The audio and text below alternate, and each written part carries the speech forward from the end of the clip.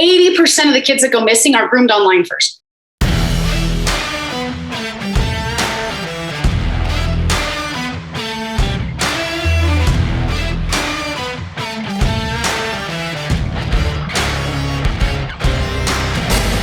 What's shaking? Welcome back to All In. I'm your host, Rick Jordan, and today we're going to get down with a very serious topic, human trafficking.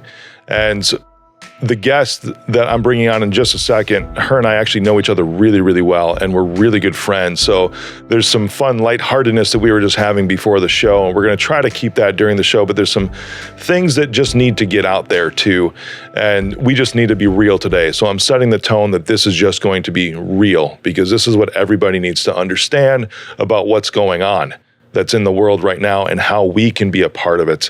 So my guest is founder and CEO of Global Education Philanthropists, public speaker, educator. I've cried when I've seen her speak on stage myself, and fighting human trafficking through education, because it doesn't stop at the rescue, even though she does get involved hardcore in the rescues. Cammy Bowker, hello. Hi, thank you for having me. It's great to be here. I'm really grateful that you came on today, because we've had conversations around this. We were just talking that you interviewed me for the digital side of the documentary. That's going to be on Netflix, right? That isn't even in the bio, but you have a doc that's going on Netflix here in a bit too. We're doing big things. So yeah, thank you for your help with that. I'm so pumped. And we're going to do some filming for a doc that I'm in on cybercrime, uncovering the dark web.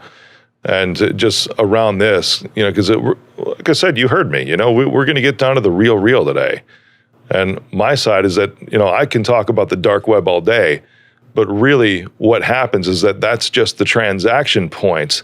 There still has to be delivery of the goods, which is where you really rock that world. Yeah. Working in human trafficking for so long, I've watched it kind of evolve over the last almost 5 years. And the digital piece, it's all starts there. I've gone to some different countries recently. And, you go to these red light districts, even in our country, actually, but people are gone. They're not necessarily there like they used to be. Everything is transactional online. So, the internet's changed the way that we do everything, the way we buy our clothes. It's also changed the way that, arms, drugs, and people and organs are sold. For sure. And I just did an episode just a little bit ago. I think it published this 2 weeks back on digital fashion. And how Snapchat now can actually track your entire upper body rather than just your face. So when you're using filters and all that, this is the next gen of AI. You can actually put on digital makeup, or you can make yourself look thinner just in real time on Snapchat filters. Or, for younger girls, legit, like give yourself boobs, I'm sure is where that's going to go. We know that Snapchat and other things, Roblox, we've talked about all the digital side before. It's grooming grounds. Yep. If you're a predator and you wanted to get a kid, where are you going to go? To where the kids are at, right? So I was just in Ireland giving a public speaking to just a community full of teenagers and their parents. I had them come and sit down and talk with me. And I wanted to know their perspective on the digital trafficking piece. And they actually were like, no, why would somebody ever try to get my identity? No one really cares where I'm at. And trying to give them some of the information I learned from you and learned along the way about how accessible all of our information is. And then I showed them a clip of I'm an ex-teacher, but it was a teacher from prison. And he was just saying on there, hey guys, this is where I should be. If I got out of prison, I couldn't stop myself, but I could get kids every day, between 5 and 6 of them a day, brand new kids on any of the games that you guys play. And it would only take at maximum, he's only a day, but maximum 8 days for a kid as young as 7 to agree to come meet me. Wow. And it was so shocking to the parents and to the kids. And almost every time I talk to a group of people, either their parents or their teenagers come and talk to me, well, this is happening. What do you think of this or that? And half the time we have to actually get law enforcement involved because there's validity to the threat. So it's something that people don't understand. How real this threat is, right? And sometimes I just like to show the kids, being a mom, being a grandma, I want to protect our kids. And that's the basis of our documentary, is showing them real life stories of things like you were saying, like on Snapchat. We worked on a case in the States here, and the girl thought all of this stuff was gone off of Snapchat, just like every other kid does. And it wasn't. We can grab all that back, right? And to watch the conversations that she thought had been deleted and watch all of that go down, But luckily we were able to find, the trafficker that had her. So we made a fake Snapchat profile and we said, hey to him. He said, hey back, thinking I was just a strange girl, whatever, which I am, but this is just a stranger. And, and he said, send me nude. And she's like, it was like, hey, send me nude. I'm like, so this was a couple years ago. And it dawned on me, that's the reality of where our kids are at. Hey, send me nude. So when I was just in Ireland, I was talking to the kids and I said, hey, do people ask you for nudes like every day? And they're like, yes. And all their parents were just like, what? Are you serious? Their jaws drop. And it's interesting, the more and more I learn what threats our kids have and how they're maneuvering on the internet, it's just fascinating that there's still a huge barrier between what their parents know and the life that our kids lead. And we need to help our kids understand the real threat because they know that us parents don't know. And they're right. We really don't understand. For sure. I'm excited. A lot of my demographic is a younger demographic that listens too, so they're going to be at the point soon to where they're going to have kids if they don't have very young kids right now. And this is something that's legit. It's real. And even when their kids reach the 7-year-old mark, or they might have 7-year-olds right now, really, really young kids. And it's just real. And this is something that we cannot brush under the rug, and it's not something that we can just pretend doesn't even exist because it's there right in front of us. But education, I know, is your big thing. I'm curious because I've heard your story before, and you mentioned just a little bit, you're like, you were a teacher, and that's great. You're educating around human trafficking now, but how the hell did you go from that and get into this? Can you tell us your story a bit? It's so crazy. You know what I mean? I think it's funny you say that because I had someone ask me that recently and I compartmentalize where I'm at with my life and you forget and you look back, and I had to describe this recently and it hit me really strongly lately. How do you go from teaching 5th grade science and math and STEM to going into the tunnels or talking to the Bloods and the Crips and how does it happen this way? And, now on a almost daily, unfortunately, basis, we get a call from our Attorney General saying, hey, we have a girl, can you help, ... And it's like, how do you go from, remember that one time I used to teach long division to this? I started my organization was working on my admin credentials to be a school principal. And I started this organization to build schools in third world countries because I knew we were so blessed in the States. I knew my kids and students were entitled. I'd watched the atmosphere of the educational system change over about 15 years. And I thought there's so many children in this world that would be so grateful to have what we have. And so I knew I had a huge network of teachers here in the States that we could go together and just go build schools and help kids learn STEM and all the cool stuff that we had. So I started it thinking that's what we were going to do. And I went to Haiti and I went to the largest orphanage in the country, and the kids in that orphanage were victims of trafficking. And I had never heard that word really. I didn't know what it meant, but I knew that I had to help those kids get access to education or that would happen to them again. So I went to their school and built a STEM lab, a computer lab, vocational trades, and we still do that. We still make sure that victims get access to entrepreneurship opportunities, to learn how to run a business, how to provide for themselves. And so that's my story. I started working really deeply in the Caribbean for the first couple of years.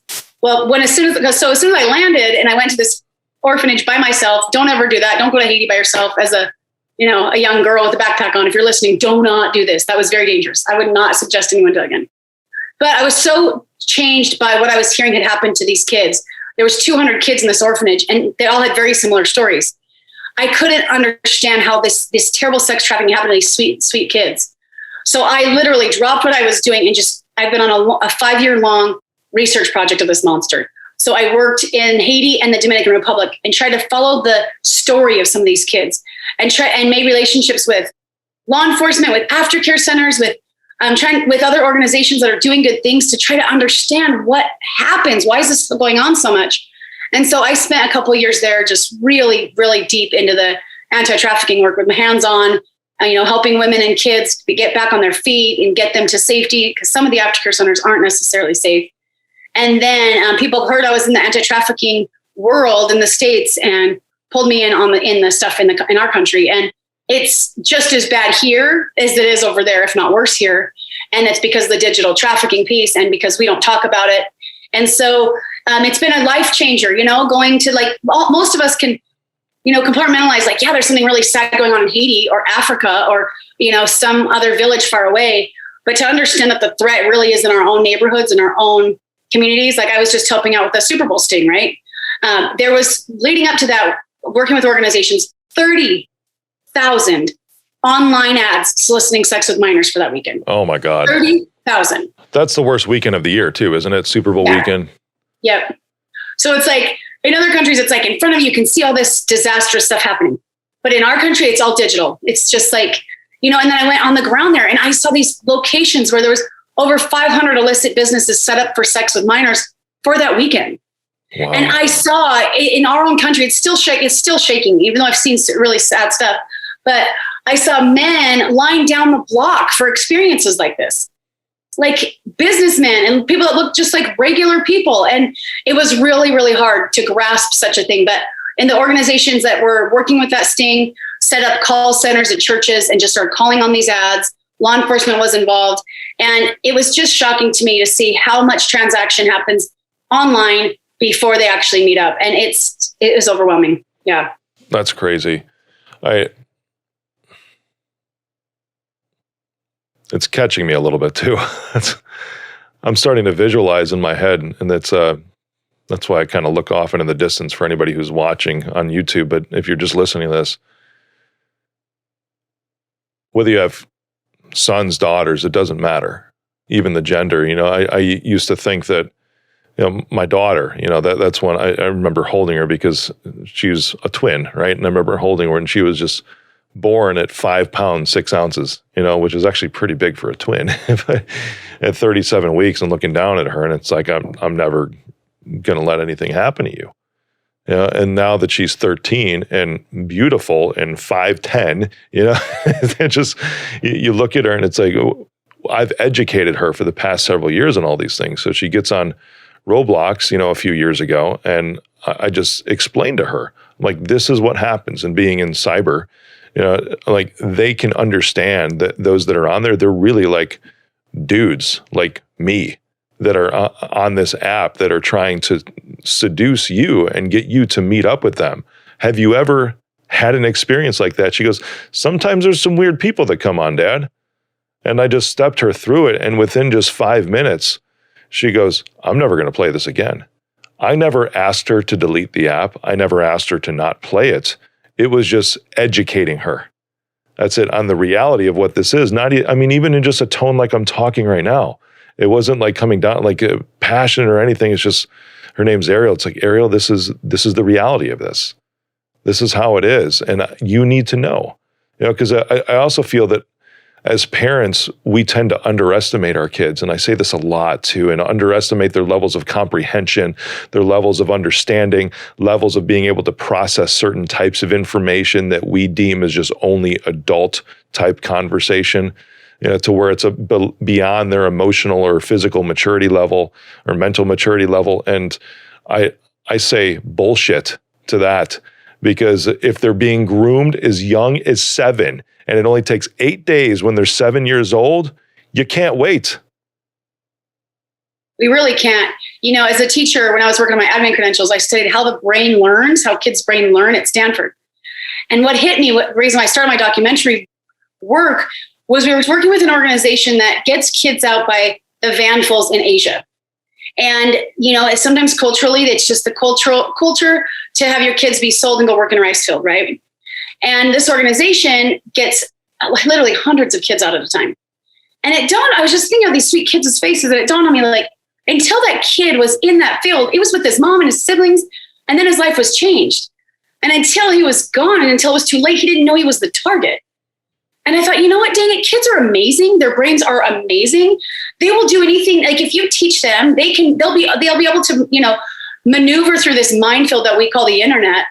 They're on this battlefield without any shield, any protection, without any way to defend themselves, without understanding that they're the target, that there's $1 million price tag on their back. And they don't know. But if we can let them know, we're not going to take away their games, their phones, or whatever, but we're going to give them the knowledge so that they can be empowered, because they will do amazing things. Like your daughter, you didn't have a big blow up fight. She just was able to come to realization for herself. And now hopefully she can look out for other kids too. Because right now the parents don't know and the kids don't know. But if we can teach them, they can have conversations, like you said, at their age level of what's appropriate online. And I remember, like, you've told me, like, don't give your kids under 18 months a screen, or just different things like that. It's having these conversations that instead of being buried in our own screen, right? Okay, because we're all guilty of it. I know I am. I'm on my screen all the time doing work. And then I notice that my teenagers especially will pick up their phone if I'm on mine. And so it's just having these conversations to prevent, because a 7-year-old thinks that this person on the other side of that screen is our friend. And so does a 10-year-old, an 11-year-old. And then our behaviors of how are we acting online? What is your profile telling people? So after that Super Bowl sting, I just was so mad. Like all of the things I saw, it made me furious. And I had a couple news interviews, and finally I was like, listen, okay, here's what I'm saying. After you see 30,000 online ads soliciting sex with minors, you get pretty mad. And when you go out there and you get these ladies, when you help pull them out and they ask to get out too, all of these things, it just made me so furious that until it's too late, people don't know that they're the target. Or on the flip side, people are using their social media to look like a sex symbol and expecting their kids not to. So this is my call to every mom and every adult. If you're using your social media profile to be a sex symbol, why would you expect that any kid looking up to you wouldn't do the same? So not that you are, trafficking by doing that. And I know that might seem far-fetched, and I have a really jaded outlook, but we have to be more conscious about our behaviors online and what happens because we're really perpetrating the problem. I see all these videos of these moms and their kids dancing in front of the screen, and I'm thinking, you guys, you don't understand that like pedophiles are watching you and your daughter dance. So I've had people that have applied for jobs with me, and I say, yeah, if you go take off all of your inappropriate pictures on your Instagram, come back and apply for us again, because we're going to use the internet to be amazing and empower light and love and help make this world a better place, instead of lowering the vibration of the internet and just over sexualizing everything. Now, I just may not be popular saying that, but I'm going to tell you right now, if there's something you want to do, I was like, oh my gosh, I love this cause, I want to help you. Look at your own behavior online. Wow, yeah. That's powerful. There's a couple of times while you were saying that, I just wanted to drop a mic, because it's the example that we're setting for our kids. And whether you're refusing to have the conversation or you're refusing to change your behavior as a parent or as a role model, shame on you, because it's the kids of this world are just looking up to you. And now it's time to take action, because if you don't, they're going to be the next person that's trafficked. Think about leaving a legacy for your family, right? Like with our business, or maybe with spiritual rituals. You guys are like, go to a church or whatever legacy or whatever your family does. You think about, what are we leaving our kids? We're going to one day exit our businesses, exit this life. And what do we have to leave for them? Hopefully a legacy of light and love and using the internet to be great, not our grandkids looking at our inappropriate pictures online. Right on. It's still crazy to me how you went from teacher to this whole thing. And it's because when I introduced you at the beginning of the show, it was fighting human trafficking through education, because it doesn't stop at the rescue.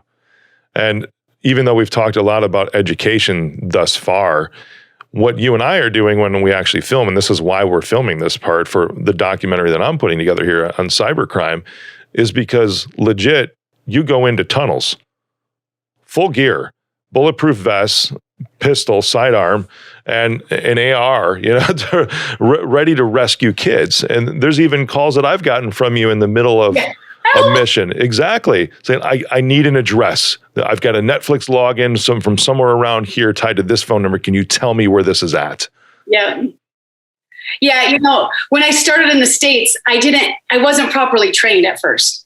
I went with a survivor leader into San Diego and doing street outreach. She was trafficked there for almost 30 years with some really, really high profile people. And she had an organization that has an aftercare center a couple states away from California. And so she was one of the people that had heard what I'm doing. And so she's like, we want to help with rescues in California. I'm like, heck yeah, let me go with you. But I just went from Haiti. I thought if I can handle Haiti and DR, I can handle anything. Wrong. We went every 2 weeks for quite a while, a couple of years on the blade where the girls are out standing. And there's the Bloods and the Crips. There's all these. I've gone in and looked right at a gang member and grabbed a girl from him, and not knowing. This was before I was properly trained. So here I am going rogue like a psychopath who's banking that my guardian angels are going to help me through. They have. Yes. But then somebody's, they're not my friends, heard of it. And they're like, you should probably be properly trained. I'm like, what the heck does that even mean? And so once I had the education and the proper training and certifications, now I understand that there's a proper way to do it, but I didn't always do it the right way. And so I was pretty rogue. I didn't know. Do not do any of these things. So dangerous. But now we have, teams all over the world that we collaborate with. Our own teams are building. We always need people in the fight to help in different ways. But yeah, going from teacher to come on, give me the kid. Yeah, to human trafficking commando. Yes. I think it's the lack of understanding how much in danger I was that helped me through some of those times. But now it's much different and very calculated. And you work closely with law enforcement and social workers, and that's how you're supposed to do it. For sure. There's gosh, good Lord. I'm envisioning you. I mean, were you brunette or blonde at that point in time? I was brown haired and I got the meanest teacher stare, scary eyebrows I could muster up. And I have a teacher voice that could bring a whole entire gym of high schoolers to a standstill. And if I had to, I was going to pull that sucker out. But it's funny because I've always approached this with love and outreach and humanitarianism. And so even when we're in those dangerous situations, I always had outreach, necessities of life that even the traffickers would need. And it is shocking that even, seeing them, I'd have a backpack of supplies. It's just interesting. Everyone has a story. But mostly when I was going, before I was trained, we'd go into these areas and do street outreach and bring supplies in, and then we'd see what's going on, and they'd ask for a ride out. So. Wow. How do you spend your days? Because obviously you're not going in tunnels or in the streets, in full gear every single day. But what do you spend your time doing besides podcasts like this? Oh gosh. Well, it depends. That's a really good question. This last week, we've gotten a couple different calls from the Attorney General here in Utah. Hey, I got a girl. Can you guys come get her? So we're starting to be known as, in different states, but right now I'm in Utah, as just the good guys that are going to go ahead and bring resources and supplies in case of emergency. And we've also had calls from law enforcement agencies say, hey, we have a girl here that just got away from a trafficker. This also happened this last week. She was on drugs, but she was brave and she got away. Can you guys help? Because they don't really know what to do with her. So our organization has to go in and, she ended up going back with the trafficker, and then we had to get her out again. But the stories are different every time. That's why I'm saying that. So my days are usually pretty planned, but when I get calls like that, you drop everything, and the week before last, we got a call. Hey, there's a 15-year-old girl that we just found that was getting gang raped by 20 dudes in this other state. So what do? You drop everything and the team goes. And so we really are gathering some really awesome team members in different cities. So when things like that happen, people just know what to do and they, get called to action. But my phone is the one that rings, whether it's the AG calling or a survivor calling that needs to be lifted up. So my phone rings 24 hours a day from different survivors, and just really make sure that they have access to food and safe housing, because without that, they'll go back. But I'm a mom, we're working on a documentary. So we're constantly working on that during the day. I get up every morning and try to spend some quiet time before my day goes crazy. And sometimes I don't go to sleep if we get a call. I'm sure Netflix is interested in this documentary too, because you see more now, at least over the past year, around human trafficking in the mainstream media. And it was strange because prior to last year, it was like crickets, nothing. Yeah, I was human trafficking and people are like, scared. Yeah, exactly. Why the shift now to where mainstream media is starting to pick up some of these stories about, 200 kids rescued, 50 kids rescued? Why now? I think that people being stuck in their homes have been on their screen all the time, right?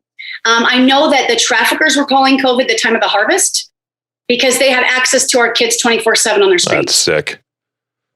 Yeah. Yep. So this is they're loving life right now because they can get access to the kids anytime, all day, all night. And so I can't say why it's going in the media. I'm grateful that conversations are happening so that we can start to protect one kid at a time in our own homes. But the traffickers are not slowing down just because we're, different places are on lockdown or they were on lockdown.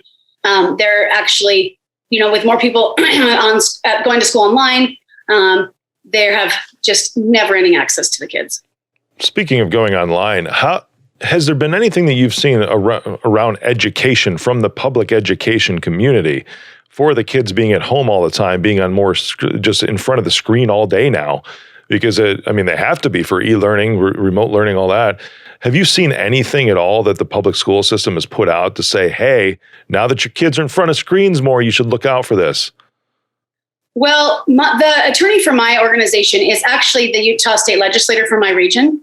So luckily, he calls me a lot on what's happening up at the Hill there. And he actually just signed a bill, because what was happening in Utah was the Utah Education Network is what it's called.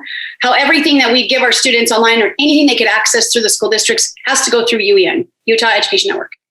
Well, he, just for our little county, was getting pummeled. I think it was like 1,800 emails of XXX videos and pictures showing screenshots of what these young kids are having access to, because people are getting into the UEN network. And so they came out with a bill and what prosecution would be like if you tried to get in and all of this. So yes, I know at the capital level they're working. I know at the state level with curriculums they're working on educational pieces. But I know that it also has to start at home.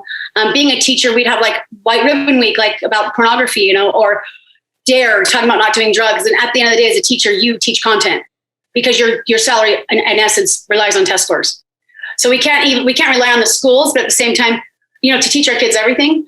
So at the same time, we want, our kids to have an awesome education, but we have to still be parents, because they can have all these things in place, and bad guys, or whatever you want to call them, I call them bad guys, can still get, around all of the firewalls we think are there.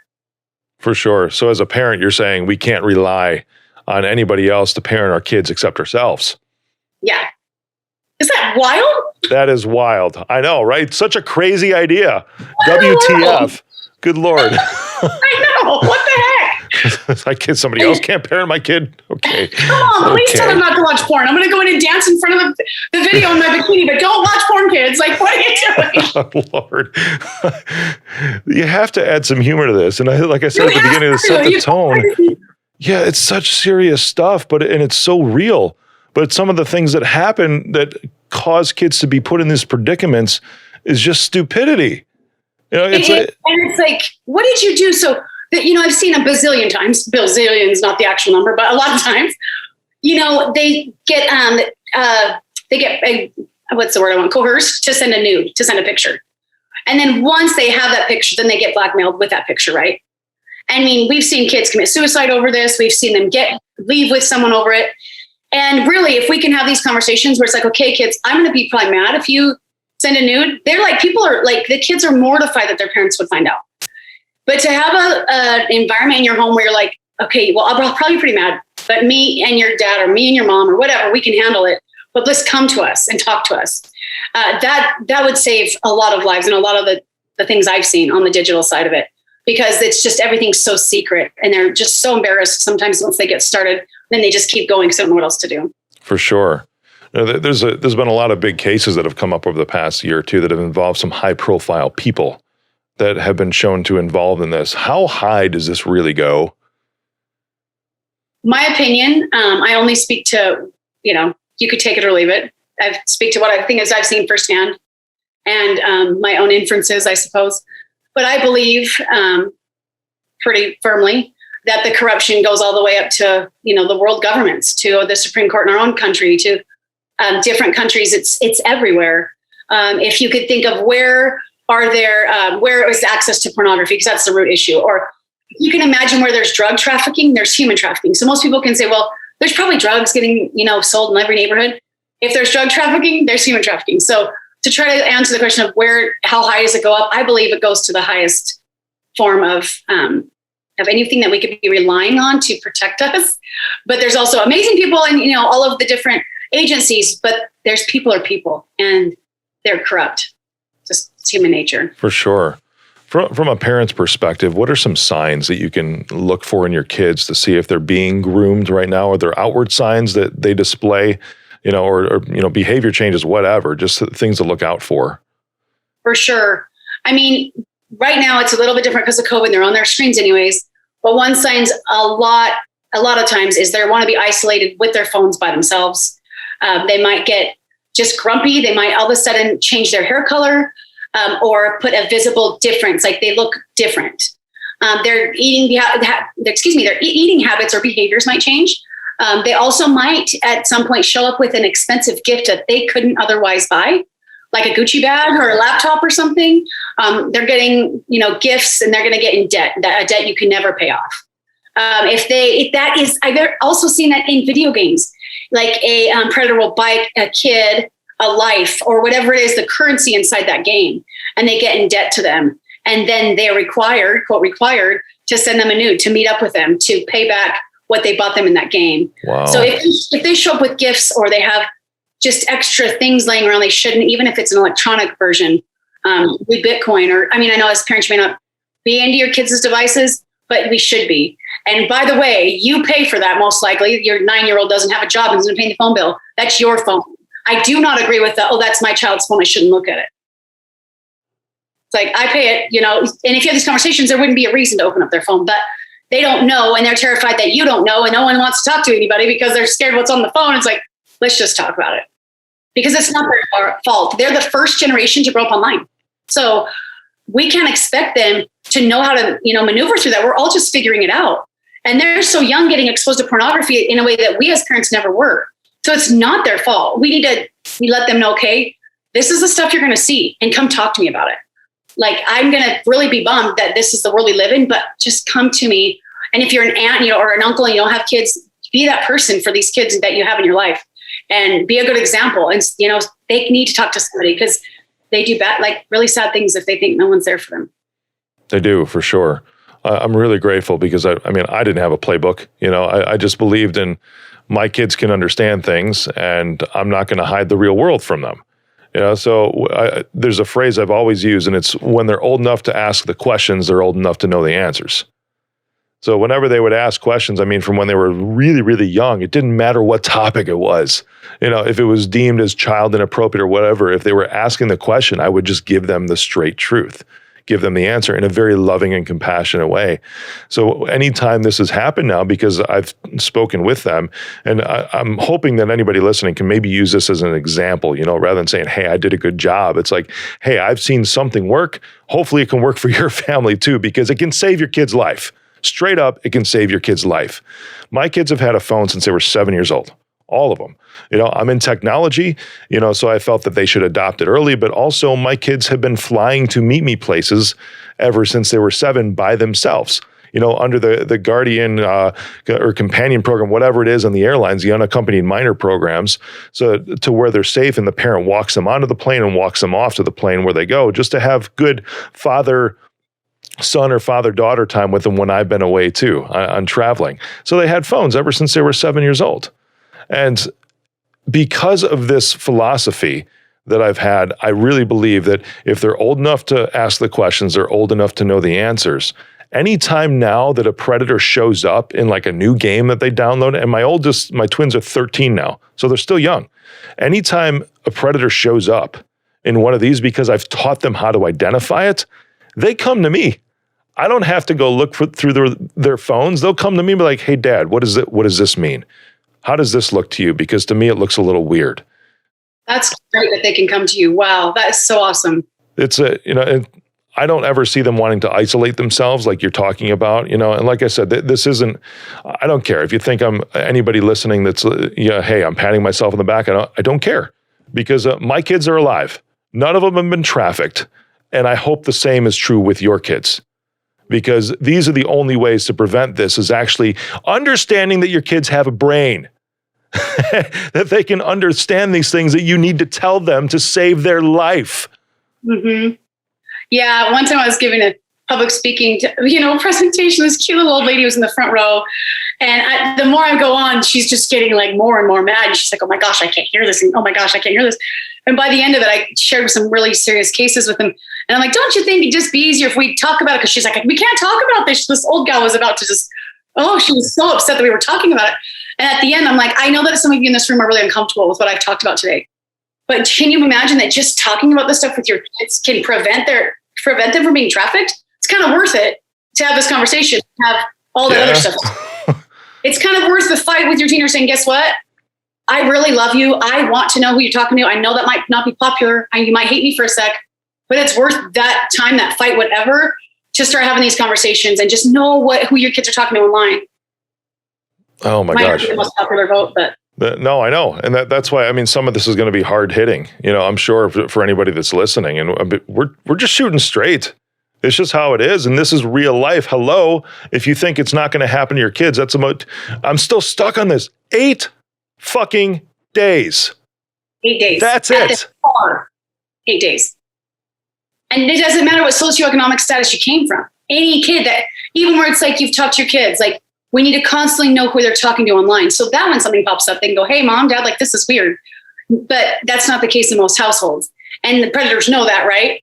So we have a tagline. It's, you can't prepare the world for you, but you can prepare yourself for the world.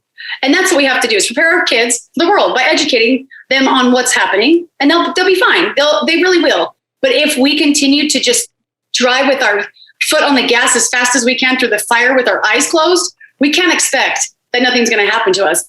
80% of the kids that go missing are groomed online first. So 80%. We should start talking about it. What? Yeah. 4 out of 5 kids are groomed online first. Yes. Wake up, parents. Wake up. Yep. That is why I get so mad with our behaviors online. I mean, don't get me wrong. I've had to take pictures off my own Instagram. I'm like, I don't know if I should keep that. That's why I get so frustrated, because it's like 80% of these kids, 4 out of these 5 kids, were just online doing the same thing they saw their moms doing the same thing that they saw kids at school doing. And they didn't know that they were going to be, the ones that are getting gang raped by 20 dudes. Like literally, there's a better way to get attention than likes. I understand that we live in an Insta world, and that's a lot of influence of what we do, but we can still get a lot of likes by not over-sexualizing it, because it gets dark fast. Right on. Where can everybody find you? I know you're on Instagram at Cammy Bowker, Bowker. Yes. Where should everybody else go to join this fight that we're both in? Yes. So I invite everyone to be a philanthropist. And philanthropy doesn't necessarily have to mean money. It's time, talent, treasure, right? I invite everyone to join us. So Global Education Philanthropists. It's a lot of words. Global Education Philanthropists on Facebook and Instagram, or globalep.org. Awesome. Thank you for joining me today. This has been... An email at info@globalep.org too. Nice. There's more that we can talk about, but I don't know. I'm just fired up now. And I always get fired up when I talk to you, because it's the real stuff. Don't mad at me. Yeah. But it's the same thing, because we're on the right side of the table. You and I are. Yeah. And we just want kids to survive. It's as simple as that, and not be abused. Is that so bad? Right, exactly. And until my last breath on like this life, I'm going to keep fighting for them. Yep. Right. And if I have to do stuff that makes people mad. Good. We need some madness. Yeah. Boom. All right. Thank you for being on, Cammy. Share this. I'm going to ask everybody that's listening, share this with like 10 people for real, because this episode needs to go crazy, needs to go viral. People need to hear this. Cammy said too, if you're an aunt and uncle, whatever, there's still kids in your life, right? Yeah. Yes. Cammy, thank you. Thank you for having me. We're going to save kids just by talking about it on this show. What's shaking? Thank you for joining me on the All In Podcast. Click the subscribe button and smash that bell for notifications. Text me, 312-535-8520. Follow me on social media at Mr. Rick Jordan. See you next episode. I am Rick Jordan, and I approve this message.